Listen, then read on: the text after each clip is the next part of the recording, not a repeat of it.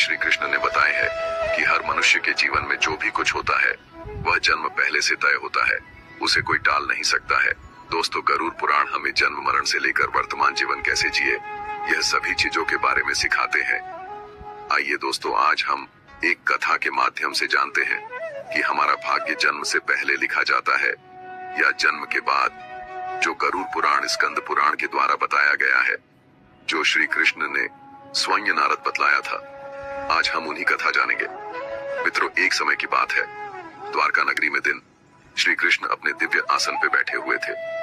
तभी देवर श्री नारद नारायण नारायण का जाप करते हुए उनके पास पहुंचते हैं और उन्होंने प्रणाम करके और बोले, है प्रभु, आप त्रिकालदर्शी हैं। मैंने सुना हूं कि जो जीव मनुष्य जन्म लेता है, क्या उसका भाग्य पहले से लिखा होता है प्रभु, मैं जानना चाहता हूं कि मनुष्य के साथ जो कुछ घटना घटित होता है वह उसके जन्म से पहले तय होता है या वह पिछले जन्म का भोग भोगता है। क्या यह सत्य है या हम अपनी मेहनत और कर्मों से उसे बदल सकते हैं? फिर भगवान श्री कृष्ण नारद की बात सुनकर मुस्कुराए और बोले, हे नारद, आपका यह प्रश्न बहुत ही गूढ़ और महत्वपूर्ण है, जो मानव जाति लिए उसके जन्म, कर्म और मृत्यु पर आधारित है। फिर कृष्ण बोले, हे नारद, मैं तुम्हें एक कथा सुनाता हूँ जो न तुम्हारे इस प्रश्न उत्तर देगी, बल्कि हर मनुष्य के लिए एक चेतावनी और प्रेरणा भी होगी। तुम इस कथा को पूरे ध्यान पूर्वक आखिरी तक सुनो। कृष्ण बोले, हे नारद, यह गरुड़ पुराण की कथा है। जो यह कथा को आधा अधूरा सुनने की गलती करता है, उस पर भारी संकट आती है, क्योंकि आधा अधूरा ज्ञान हमेशा विष के समान होता है। कृष्ण बोले, हे नारद, इस कलयुग भरी संसार में जो मनुष्य इस कथा को पूरे ध्यान पूर्वक आखिरी तक सुन लेगा और समझ लेगा, उसका इस संसार से सभी पाप कर्म, क्रोध, मोह से मुक्ति मिलेगा। फिर नारद बोले, हे प्रभु, मैं उस कथा को पूरे ध्यान पूर्वक आखिरी तक सुनूंगा, आप उस कथा को निश्चित हो सुनाएं। फिर श्री कृष्ण ने नारद को वह कथा सुनाते हैं। श्री कृष्ण बोले, हे नारद, प्राचीन काल में एक विशाल और समृद्ध राज्य था जिसका नाम अक्षयपुरी था। उस राज्य का शासक राजा रत्नधर था। राजा रत्नधर अत्यंत धर्मात्मा और न्यायप्रिय था। वह सदैव अपने राज्य के प्रजा के कल्याण के लिए काम करता था और धर्म का पालन करता था। उसे भगवान से एक संतान का आशीर्वाद चाहिए था, ताकि वह अपने राज्य का कार्यभार किसी योग्य उत्तराधिकारी को सौंप सके। फिर है नारद, राजा रत्नधर और रानी दोनों ने कई वर्षों तक तपस्या की। इससे भगवान शिव ने प्रसन्न होकर उसे संतान होने का वरदान दिया। फिर एक दिन भगवान शिव के आशीर्वाद से रानी गर्भवती हुई। राजा और रानी अत्यंत प्रसन्न थे, क्योंकि वे चाहते थे कि उनका बेटा महान शासक बने और राज्य को सुख समृद्धि की ओर ले जाए। परंतु जब रानी ने बेटे को जन्म दिया तो वह बच्चा विकलांग और शारीरिक रूप से कमजोर था। उसके शरीर की हड्डियां टूटी हुई थीं और वह शारीरिक रूप से सक्षम नहीं था। राजा रत्नधर का दिल टूट गया। उसने भगवान से यह सवाल पूछा कि ऐसा क्यों हुआ। तब राजा रत्नधर ने भगवान श्री कृष्ण से मिलने का निर्णय लिया और उन्हें अपने दुखों को साझा करने के लिए वहां पहुंचे। राजा ने भगवान से पूछा, हे प्रभु, मैंने इतनी तपस्या की, यज्ञ किए, फिर भी मेरे बेटे का जन्म विकलांग क्यों हुआ? मैंने भगवान शिव से आशीर्वाद लिया था, लेकिन ऐसा क्यों हुआ? क्या यह मेरे भाग्य में पहले से लिखा हुआ था? फिर श्री कृष्ण मुस्कुराए और कहा, हे राजा, तुम सही कहते हो कि तुम्हारा पुत्र विकलांग जन्मा है। क्या तुम जानते हो कि तुम्हारे पुत्र का जन्म इस प्रकार क्यों हुआ है? यह तुम्हारे द्वारा किए गए पूर्व जन्मों के कर्मों का फल है। यह तुम्हारे पिछले जन्म के कर्मों का परिणाम है, जो तुम्हारे भाग्य में लिखा हुआ था।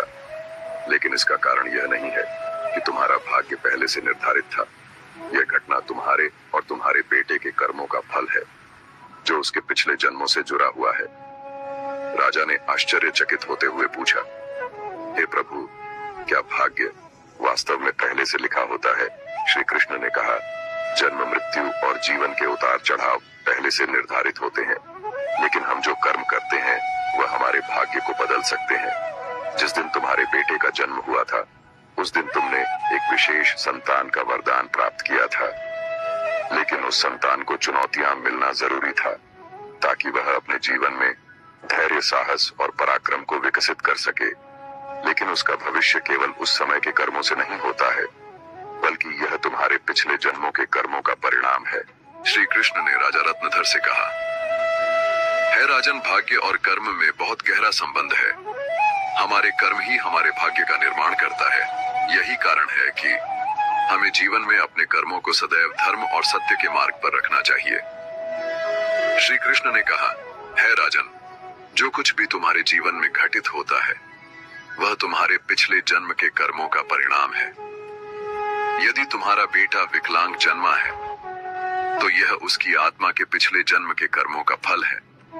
जब तुम एक पुण्य आत्मा के रूप में जन्म लेते हो तो तुम्हारे जीवन में कठिनाइयां और संघर्ष जरूर होंगे, क्योंकि इस दुनिया में हर आत्मा को कुछ न कुछ कष्ट भोगना पड़ता है ताकि वह अपने पिछले कर्मों को समाप्त कर सके।